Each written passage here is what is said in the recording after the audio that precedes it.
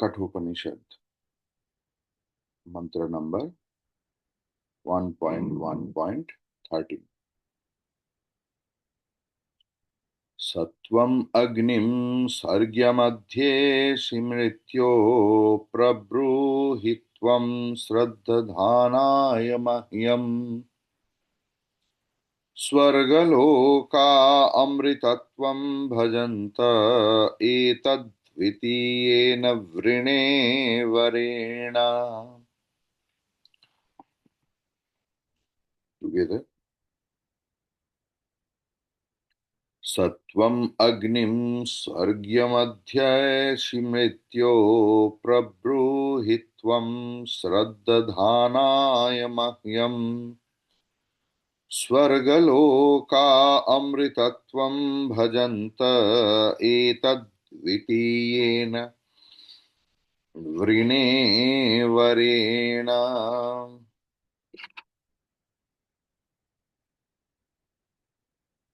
मृत्यो हे मृत्यु की देवता अधिपति सह त्वम आप ही स्वर्ग्यम ये दिव्य लोक प्राप्ति की साधन रूप अग्निम अग्नि विद्या अध्येषि आप जानते हैं त्वम आप श्रद्धानाय आप श्रद्धाशील है मह्यम मुझे प्रब्रूहि वही विद्या प्रकृष्ट रूपेण ब्रूहि विशेष रूप में उपदेश दीजिए क्योंकि स्वर्गलोकाः स्वर्गलोकवासी जो जितनी यजमान है अमृतत्वम भजन्ते वो लोग अमर हो गया है द्वितीयेन वरेण इस सेकेंड बोन के द्वारा एतद वृणे एतद मतलब यही अग्नि विद्या की ज्ञान मैं प्रार्थना करता हूं वृणे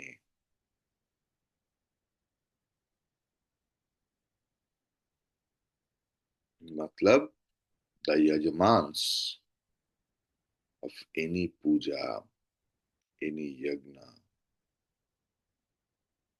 As a result of their karma,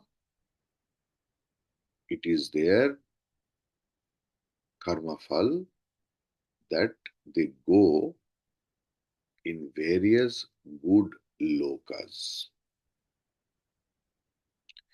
मृत्योः हे यमराज त्वं स्वर्ग्यम अग्निम अध्येसि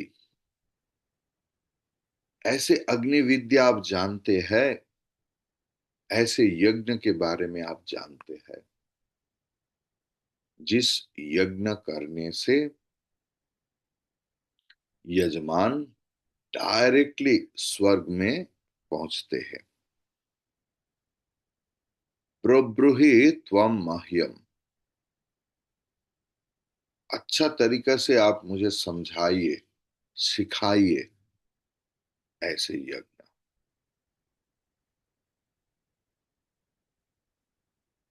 अगर आपका सवाल है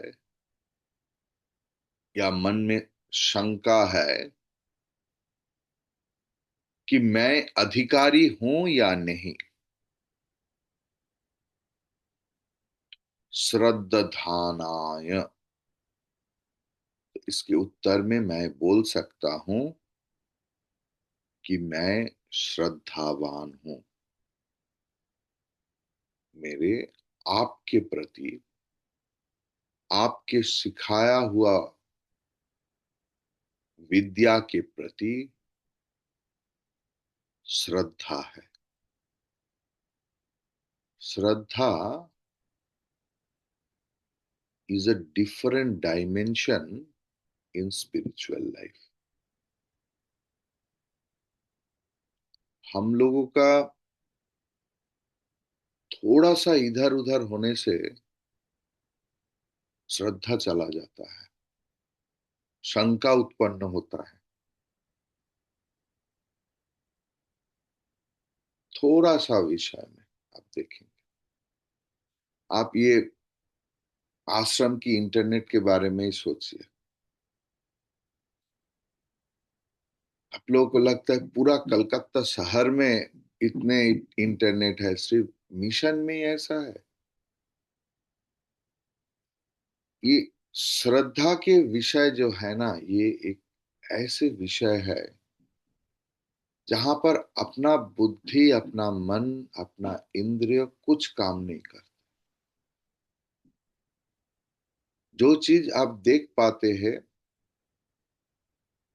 उसे विश्वास करने के लिए किसी का शब्द की आवश्यकता नहीं। जो आप देख नहीं पाते हैं और कोई दूसरा चीज देख रहे हैं, उसी समय एक व्यक्ति के प्रति, एक सब्जेक्ट के प्रति अपार विश्वास, उसका नाम श्रद्धा है।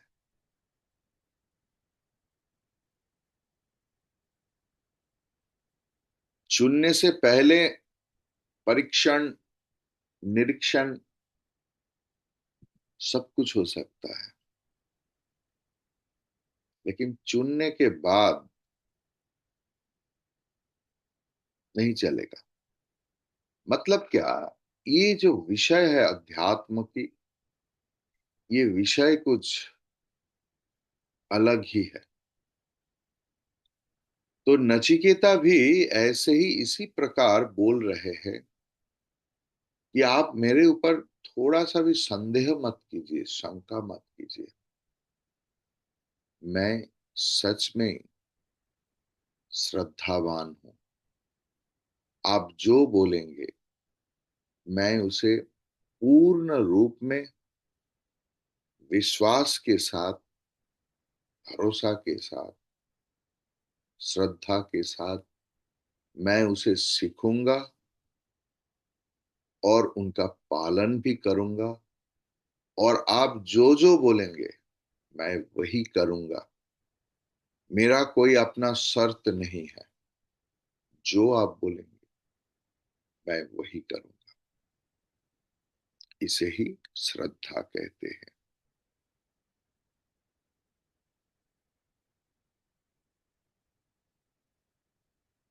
ऐसे श्रद्धावान को ये विद्या सिखाने में आपका प्रॉब्लम क्या है?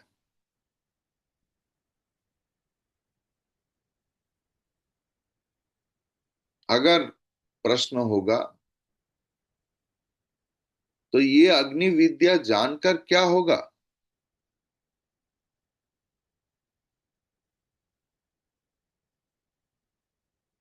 स्वर्गलोका अमृतत्वम भजन्ते।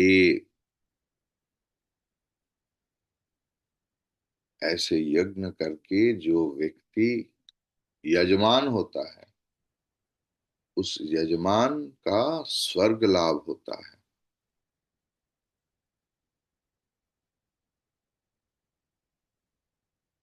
यही शास्त्र और जो विद्वत जन है सब एक ही बात बोलते हैं। मेरा प्रार्थना, मैं अग्नि विद्या के द्वारा, अग्नि विद्या अनुष्ठान करके, इस यज्ञ को अनुष्ठान करके मैं स्वर्ग सुख भोग करना चाहता हूं। पहला और दूसरा वर के अंदर में, बीच में, साथ में एक सामंजस्य है। पहला वर जो था ये जागतिक था, जागतिक सुख, पार्थिव सुख, worldly pleasure. But the second boon is पारलौकिक सुख।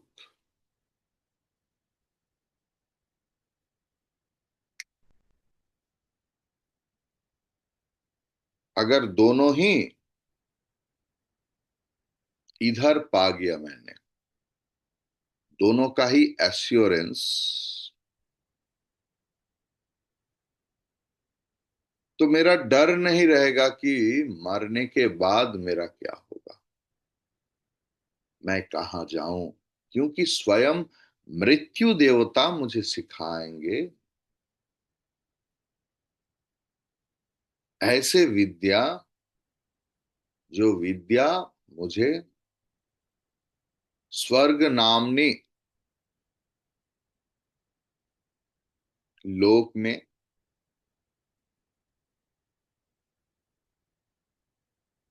चिरस्थायी वासिंदा बना देंगे। इधर अमरत्व का दूसरा मतलब है, आई विल टेल यू।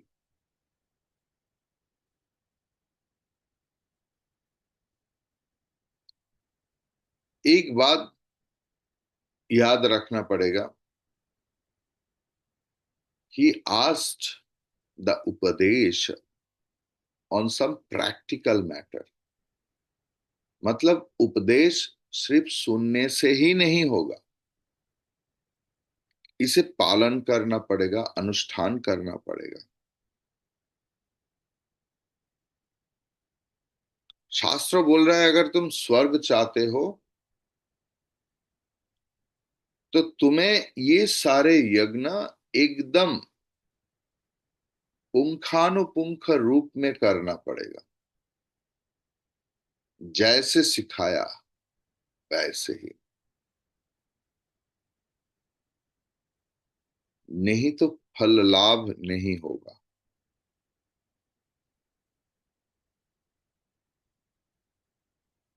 कर्म कांड, वेद की, वेदों की जो कर्म कांड है, जो करने से कुछ मिलता है उसे ही कर्म कांड बोलते हैं। कर्म कांड की यही विधान है।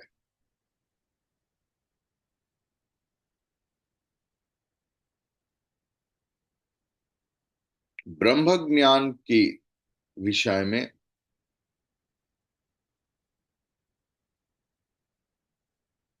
अब समझ सकते हैं कि ब्रह्मन या आत्मा कोई भी कर्म के साथ लिप्त नहीं होते।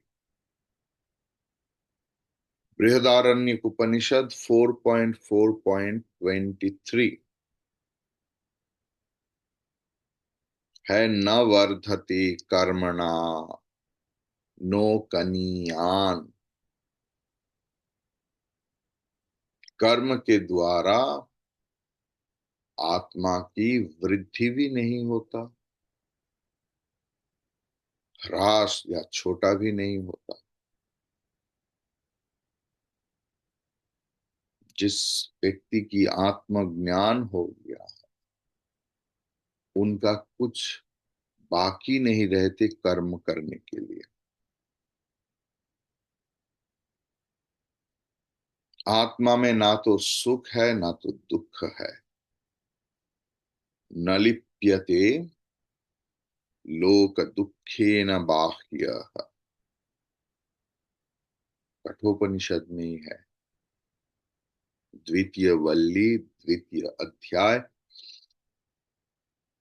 11 नंबर मंत्र।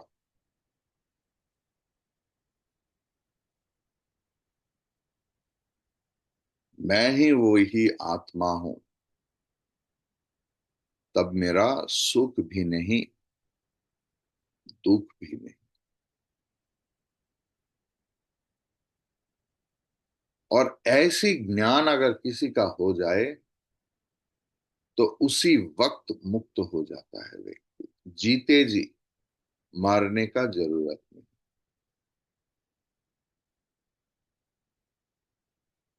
देखिए, एक है दृष्ट फलम, एक है अदृष्ट फलम।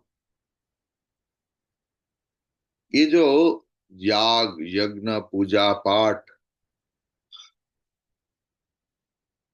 इनका फल अदृष्ट फलम, मतलब अभी करूंगा और फल होगा मृत्यु के बाद, ज्यादा से ज्यादा।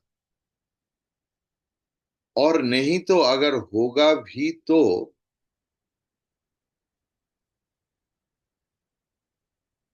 देर लगता है। इसे अदृष्ट फल बोलते हैं। और दृष्ट फल है जिसका फल आप तुरंत उसी वक्त देख पाएंगे, वही है मोक्ष। अभी यज्ञ करो, फल मृत्यु के बाद मिलेगा।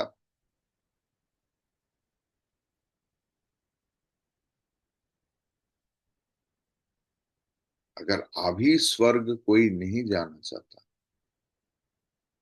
सब लोग याग यज्ञ करके रिजर्व रखता है अपना कर्म फल। It's like investment, long term investment.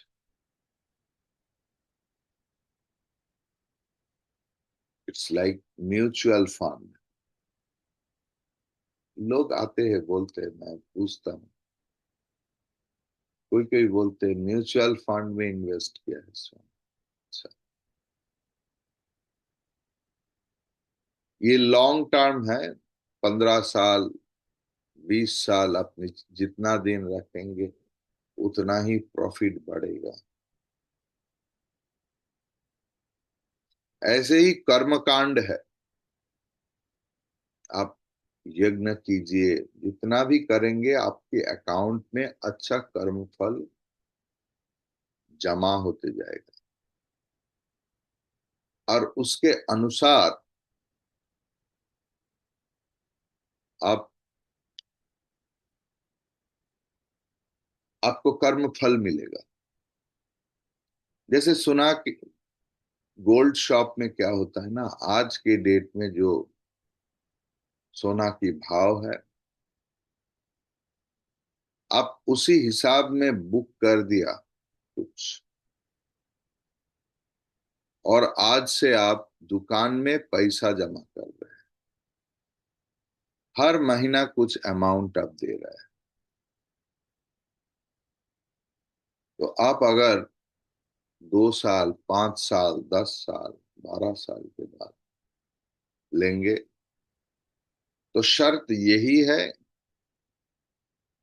कि आज की डेट में जो सोने की भाव है उसी भाव में ही आप खरीद सकते।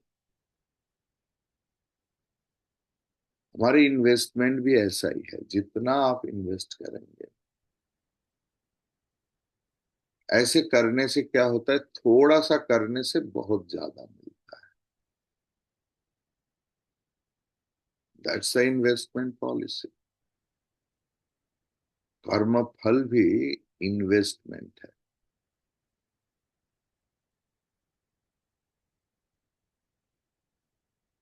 मनुष्य इस पृथ्वी में पूरा के पूरा निचोड़ कर, भोग खत्म करके,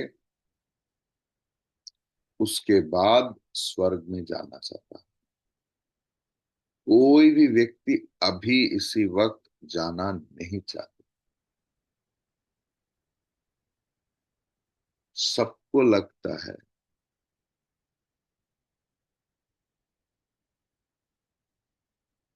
मृत्यु के भय, जो व्यक्ति 100 साल जी रहे हैं उनका भी है।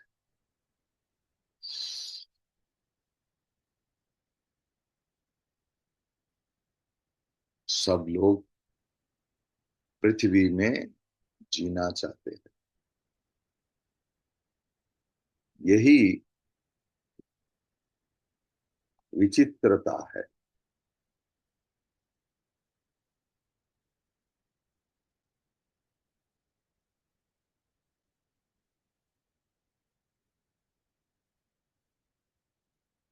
बोलते हैं देखो, इधर का काम पूरा करके तब स्वर्ग जाऊंगा, तब शांति स्वरूप होगा, नहीं तो उधर भी जाके आक्षेप होगा कि अरे भाई ये काम मैं नहीं कर पाया।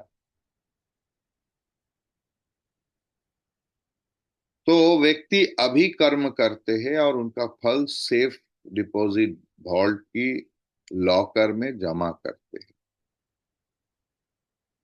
बाद में जब जरूरत होता है तब उनका चाबी खोलकर भोग करते हैं।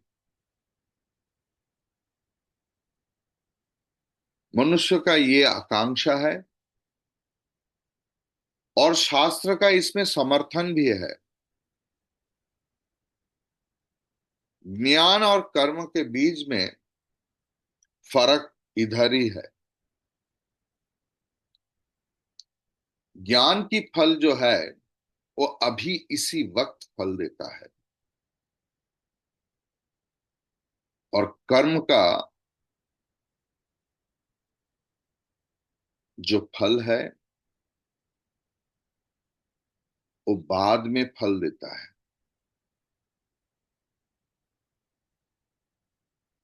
तो आपको कैसे पता चलेगा कि मेरा इस कर्म का फल हो रहा है?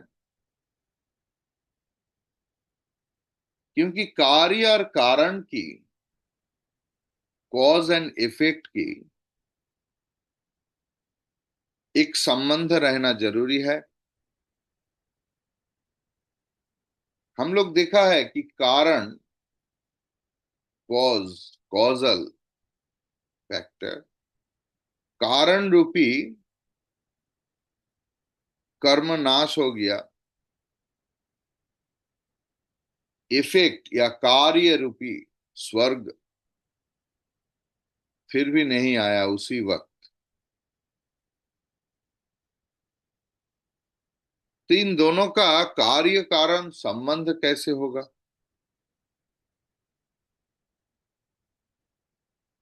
बीज का नाश होते ही पौधा होता है।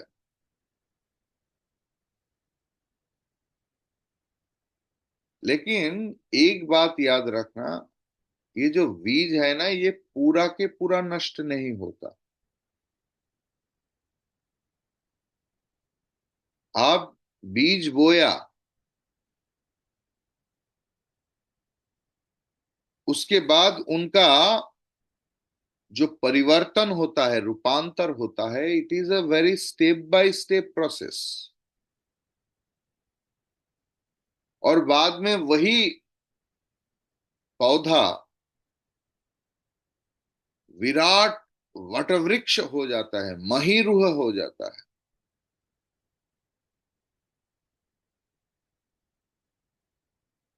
यज्ञ वगैरह ये सब कर्म की एकांत रूप में नाश हो जाता है। उनका थोड़ा सा भी, क्योंकि यज्ञ की फल स्वरूप स्वर्ग, तो यज्ञ रूपी कर्म खत्म हो जाता है, थोड़ा सा भी बचे नहीं रहता।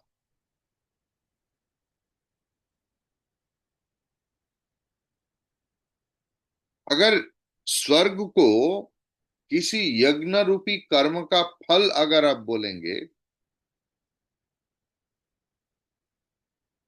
तो स्वर्ग आता है कहां से?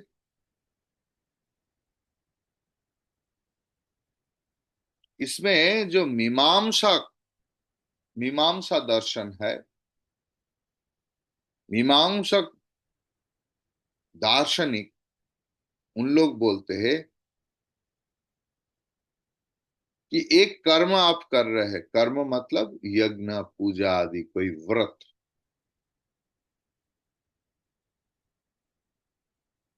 आप कर रहे हैं, और वो जब पूर्ण होगा तब उसमें से एक फल निकालते हैं जो दिखाई नहीं देता, और इसे बोलते हैं अपूर्व। इसका नाम है, जैसे हम लोग वेदांत में देखा ना, विश्व, तेजस, प्राज्ञ, ये सब वेदांतिक टर्मिनोलॉजी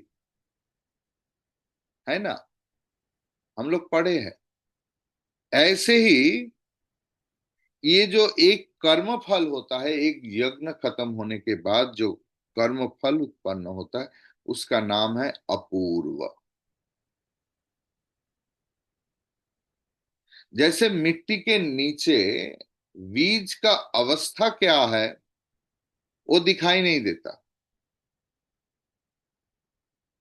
लेकिन उसमें से जब पौधा निकलते हैं तब हम लोग देख पाते हैं।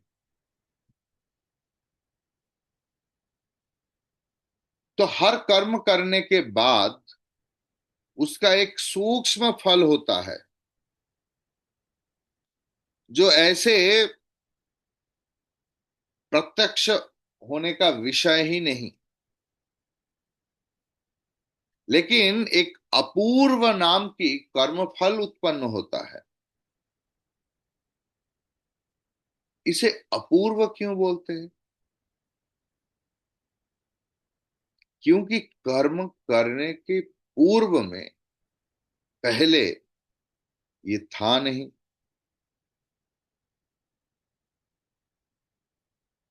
तो कर्म करने के बाद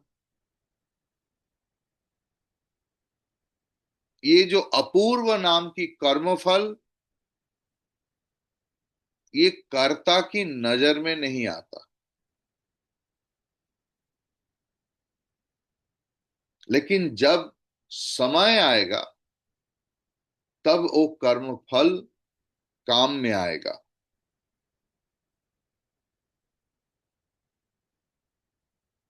ऐसे ही कॉज के साथ इफेक्ट जुड़ा हुआ है, कार्य के साथ कारण जुड़ा हुआ है। लेकिन जो उत्तर मीमांसक है, वेदांती, वेदांती लोग ये अपूर्वता नहीं मानते। उन लोग बोलते हैं, देखो भाई, ये अपूर्व सच में एक अपूर्व वस्तु है, जिनके बारे में ना है तो शास्त्र प्रमाण और ना तो है कोई प्रत्यक्ष अनुभव।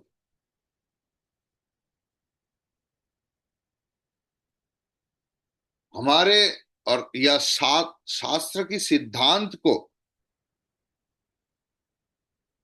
थोड़ा सार्थक दिखाने के लिए, फ्रूटफुल दिखाने के लिए,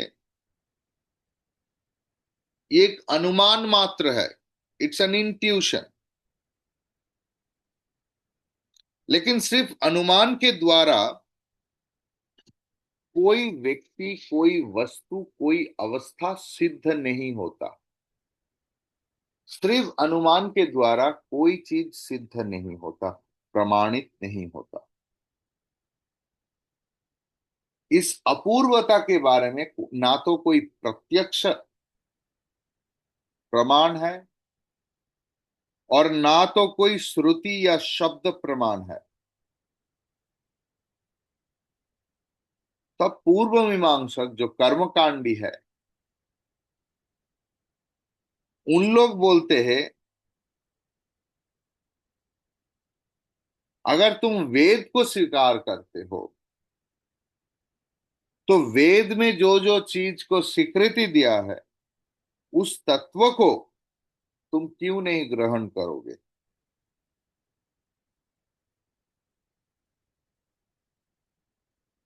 हम लोग दूसरे तरीके से इनका अर्थ करते हैं। हम लोग बोलते हैं, हमारे जो कृत कर्म, किया हुआ कर्म, कोई चेतन व्यक्ति को आश्रय करते हैं, और वो चेतना मैं नहीं हूं, क्योंकि मेरा इसके बारे में कोई अनुभूति ही नहीं रहता। वही कर्म ईश्वर को अवलंबन करके होता है,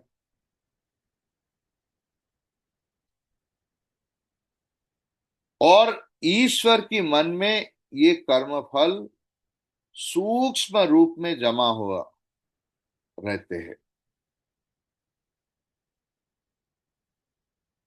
और उसी भगवान जब जगत सृष्टि करते हैं,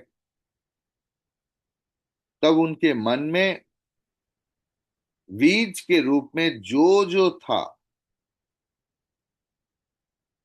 वही भगवान की इच्छा की रूप में प्रकाशित होते हैं, अभिव्यक्त होता है, और होकर ही ये जगत प्रपंच का सृष्टि हुआ है।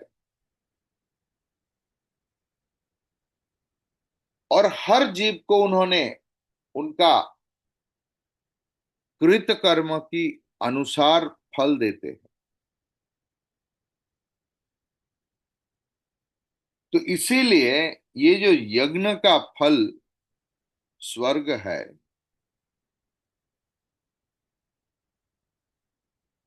इसमें कोई दोष नहीं है।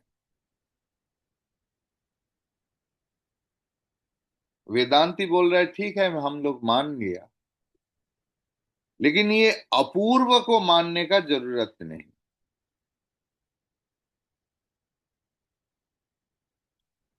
कोई भी मीमांसक, या पूर्व मीमांसक या उत्तर मीमांसक, दोनों ही ईश्वर की जो कल्पना है, इसका ज्यादा प्रायोरिटी नहीं दिया। उन लोग बोलते हैं जब कर्म करने से ही कर्म फल उत्पन्न होगा, तो ईश्वर क्या करेंगे? उसमें ईश्वर को क्यों ला रहे हो? मैं कर्म कर रहा हूं, इसका फल हो जाए। ईश्वर सिर्फ एक रिकॉर्ड कीपर है, क्लार्क के जैसे काम करते हैं। मेरे पास जितना कर्म फल है वो दे देते हैं, और कुछ नहीं। उन लोग बोलते हैं कर्म के द्वारा ही फल होता है, ईश्वर को मानने का जरूरत नहीं।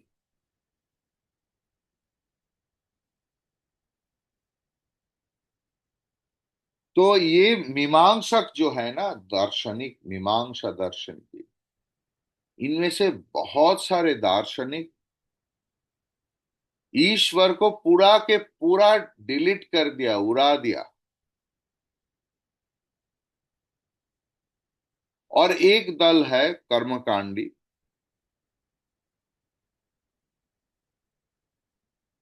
उन लोग जो सो करके आंख बंद करके ईश्वर की अवस्थान को ग्रहण किया।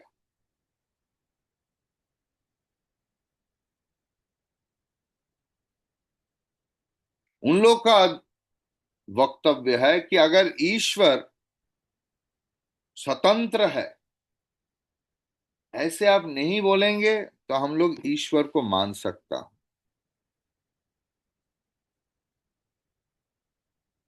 क्योंकि अगर ईश्वर स्वतंत्र हो जाएंगे तो ईश्वर स्वेच्छाचारी हो जाएंगे। तो जो व्यक्ति स्वेच्छाचारी है,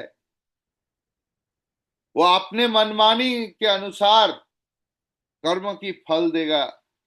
ये व्यक्ति मुझे ज्यादा लड्डू दिया था तो इनको ज्यादा फल दो। ये व्यक्ति आम लेके आया है, इसका फल अलग है, क्योंकि आम मुझे पसंद है। तो आम कोई भी लाए तो खुश लगता है, अच्छा लगता है। तो ऐसा ही होगा, है ना?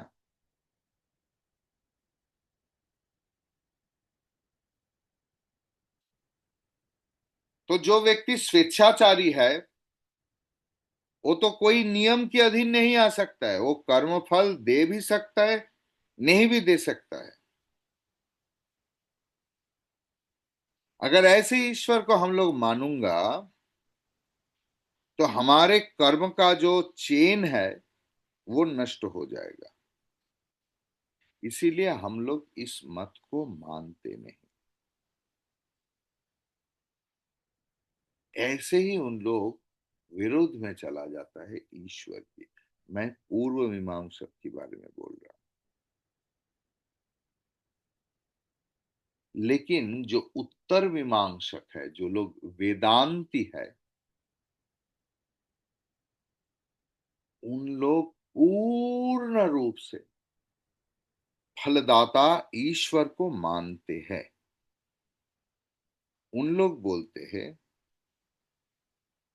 ऐसे नहीं कि ईश्वर is obliged to give anything else, लेकिन ईश्वर स्वतंत्र रूप में ही फल देते हैं। इसमें कोई व्यतिक्रम नहीं होता।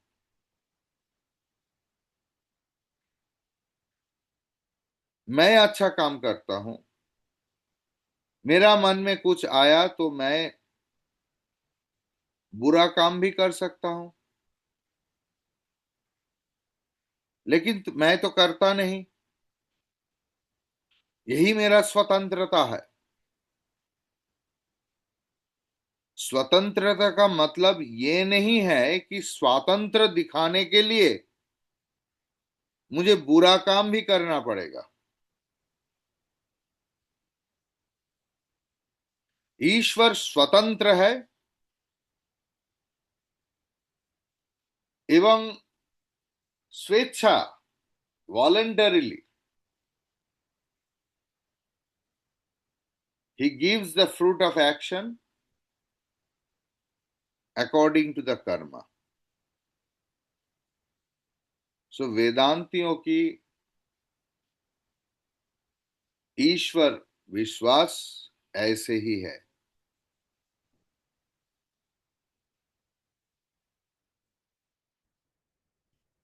ठीक है ना?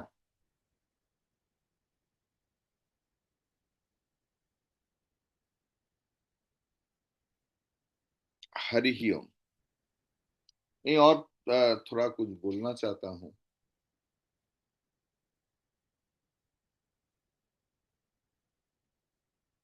तो यहां पर अग्नि विद्या मतलब यज्ञ अग्नि की तत्व और विराट उपासना की रहस्य, ये दोनों के बारे में ही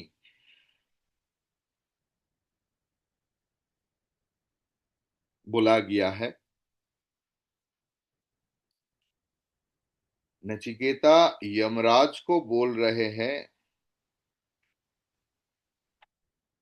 कि यमराज खुद अग्नि विद्या को अभ्यास करते करके ही ये यमत्व प्राप्त किया है। उन्होंने मृत्यु का राजा कैसे बना? वो भी ऐसे ही हमारे तरफ जीव थे, मनुष्य थे, और उन्होंने ऐसे ही अग्नि विद्या ऐसा कुछ पालन किए थे जिसके कर्मफल के रूप में उन्होंने मृत्यु के बाद मृत्यु देवता की पद मिला।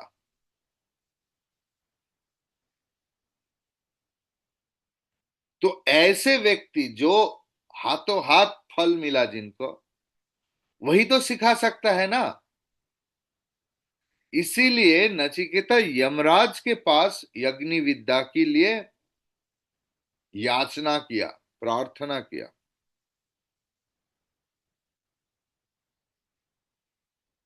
और नचिकेता सच में बहुत ही श्रद्धावान विद्यार्थी थे।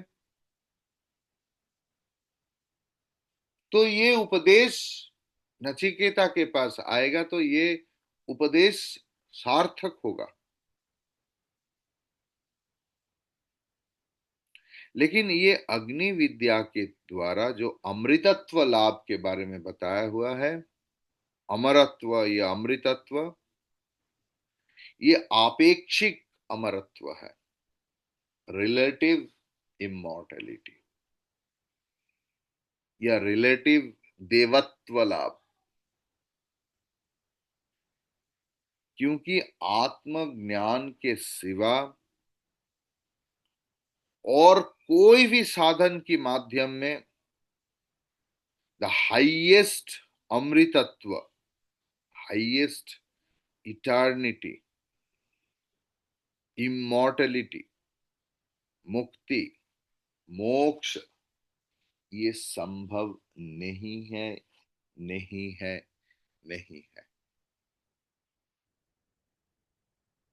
यही बोलने की कोशिश किया है नचिकेता और शंकराचार्य जी। हरि ओम तत्सत। ओम पूर्णमदः पूर्णमिदं पूर्णात् पूर्णमुदच्यते पूर्णस्य पूर्णमादाय पूर्णमेवावशिष्यते।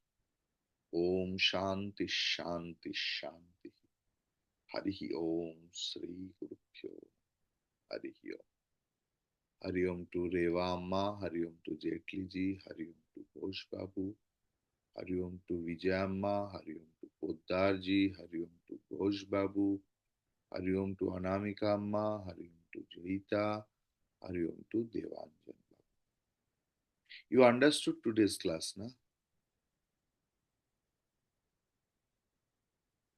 ये मंत्र कुछ ऐसा चलेगा, और एक दो मंत्र, उसके बाद कठोपनिषद की जो असली ग्लोरी है, जिसके लिए हम लोग तरस रहे हैं, वो आएगा। जो अच्छा प्लेयर जो होता है ना, टेस्ट क्रिकेट में पहला 5-6 ओवर 10 ओवर ऐसे ही टुक टुक करके खेल के जमीन के साथ, विकेट के साथ, लोगों के साथ, बॉलर के साथ थोड़ा एक हो जाता है। उपनिषद भी ऐसे ही है। देखिए, आपको बहुत मजा आएगा कि यही उपनिषद कैसे करके हमें योग्य अधिकारी बना रहा है इस उपनिषद की चरम मंत्र सुनने के लिए। बड़े wonderful mantra are there in this Kathopanishad, you can't imagine. Bhagavad Gita की maximum portion has been taken from Kathopanishad. It is such a beautiful Upanishad. We will come in that mantra. तो उपनिषद भी हमें मेंटली तैयार कर रहे हैं, उस मंत्र की योग्य बना रहे हैं। हरि ओम तत्सत। आज बुधवार है, तो रात को 8 बजे रामचरितमानस है। हरि ओम। और দেবাঞ্জন বাবু, আজকের কিছু খবর আছে? মানে কলকাতার রাস্তা বন্ধ থাকবে বা এরকম কিছু আপনি কিছু জানেন? কোনো সরকারি কিছু প্রকল্প? না মহারাজ, সেরকম তো কিছু খবর নেই। নর্মাল। হরি